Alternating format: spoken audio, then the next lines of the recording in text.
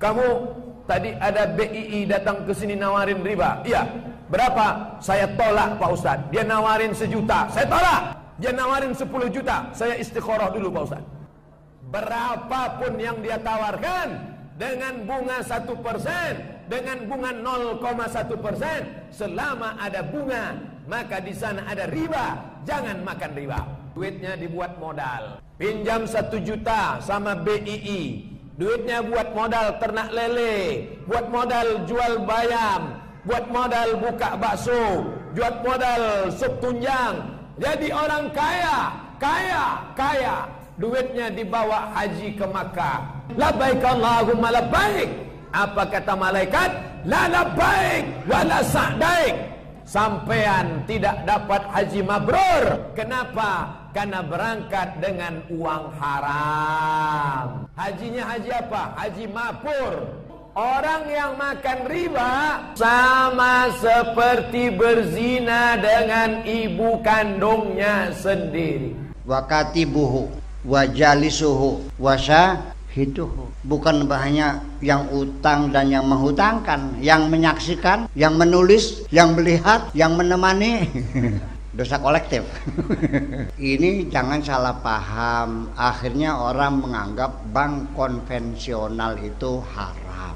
Ini nggak tahu saya dari fatwanya kok kenapa sih membuat fatwa-fatwa yang membuat jadi orang jadi gaduh begini. Bank konvensional itu artinya bank yang dibangun oleh mereka. Artinya bukan orang Islam kan? Di Barat dibangunnya. Sistemnya adalah dengan istilah bunga. Kita lalu pakai ayatnya ahallallahul bai'a wa harramar riba. Menafsirkan ayat itu tidak semudah itu, Bung. Perlu ilmu pengetahuan. Paham nggak? Orang itu tidak pernah belajar perbankan, tidak pernah belajar ekonomi, nggak pernah belajar moneter.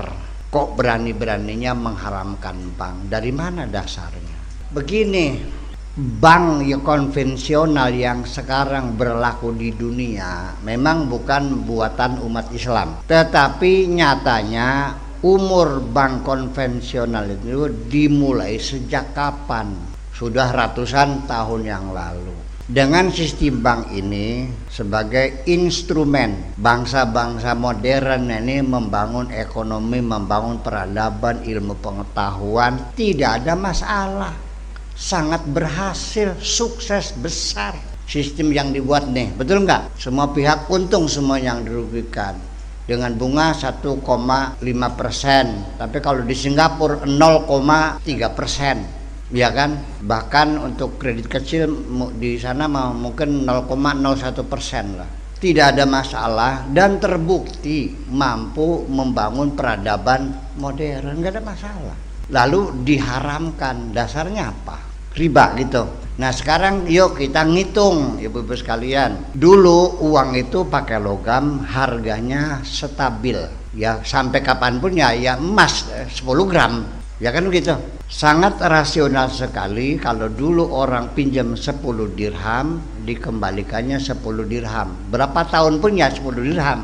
Karena emas. Nah kalau sekarang karena uang itu memakai kertas, surat keterangan jaminan bahwa nilai sekian gram ada disimpan di kami dalam bank, kita pakai kertas. Akibatnya di sini akan mengalami inflasi, harganya susut.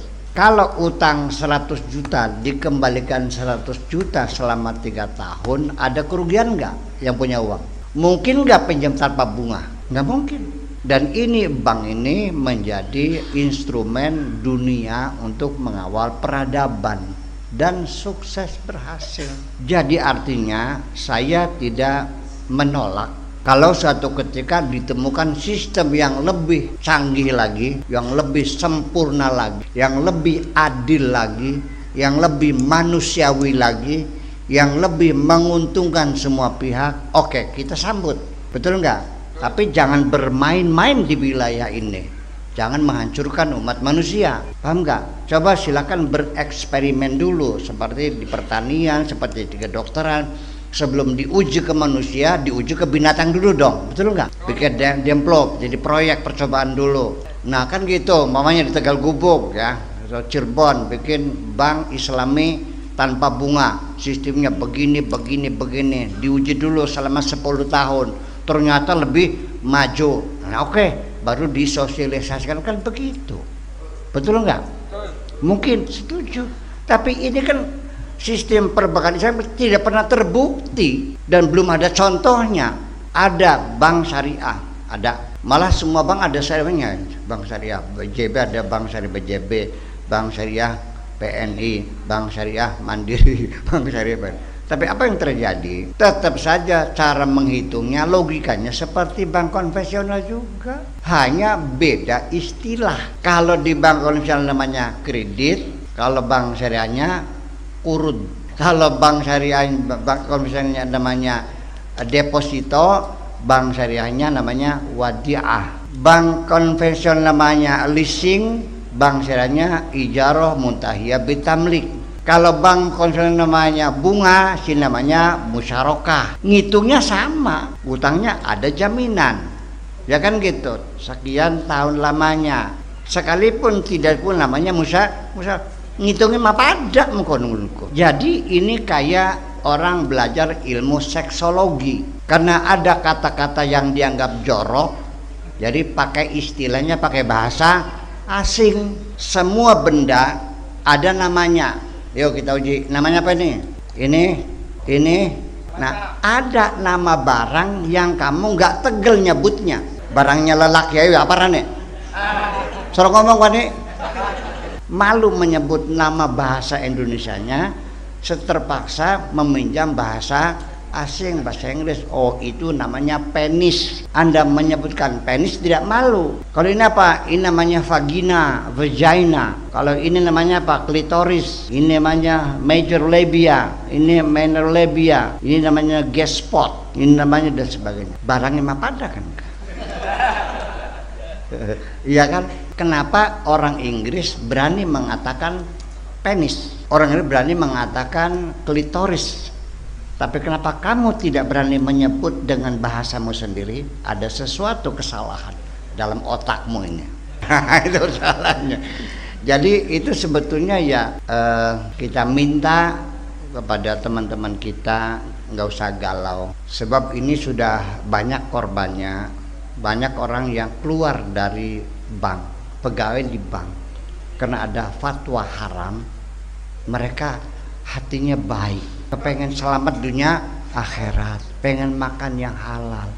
Saya sangat menghargainya sekali. Tetapi akibatnya anak istrinya nggak makan. Padahal pengharaman itu belum jelas. Logika saya, selagi sesuatu itu dibutuhkan oleh masyarakat luas dan belum ada penggantinya yang wajar, maka itu masuknya minimal. Kalau tidak diharamkan, tetap kita bolehkan dengan namanya dalil hukum darurat. Yang disepakati saja daging babi haram, tetapi ketika tidak ada yang lainnya dan kau harus menyambung hidup, maka daging babi itu juga dibolehkan. Namanya hukumnya darurat. Ad-darurah tubihul mahdzurah. Sampai kita nemu daging kambingnya. Nah, ini bank syariahnya yang betul-betul syariah, yang akan lebih baik kualitasnya, lebih adil, lebih menguntungkan, belum ada. Kenapa ini diharamkan?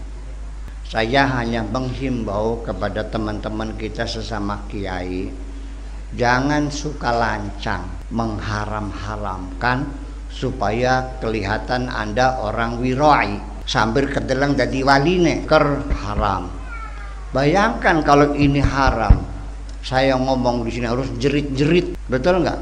HP haram, TV, radio, internet, tolong dong, jangan lancang berani mengharam-haramkan apapun, karena yang berhak mengharamkan hanya Allah, hak prerogatif Allah. Jangan mengatakan. Jadi kita para ulama, para kiai ini bukan mengharamkan, tidak punya hak mengharamkan, tetapi fungsinya tidak lebih hanya sebagai narasumber. Paham? Kata Allahnya haram, ini dalilnya, begitu dong. Kemudian juga ada batas kewajaran. Saya barusan ada orang punya masalah, pinjam uang 20 juta, nggak bisa bayar, sekarang utangnya menjadi 200 juta. Berapa puluh tahun kamu utangnya? Enggak, katanya baru sekitar 8 bulan tah. Bagaimana caranya 8 bulan 20 juta jadi 200 juta? Bunganya 35% per minggu. Saya tidak bisa menjawab dan saya tidak bisa berbuat apa-apa. Kenapa? Napas saya sesak, wong sinting gini. Satu hari 1% saja itu sudah gila. Ini 5% ya sinting kemarin. Wong edan itu kan kok. Nah, makanya yang diharamkan itu yang adhafam mudhaf, yang berlipat-lipat. Tetapi kalau bank mah 1% itu biaya sewa komputernya, biaya listriknya, biaya pegawainya, biaya sewa gedungnya, paham bikin.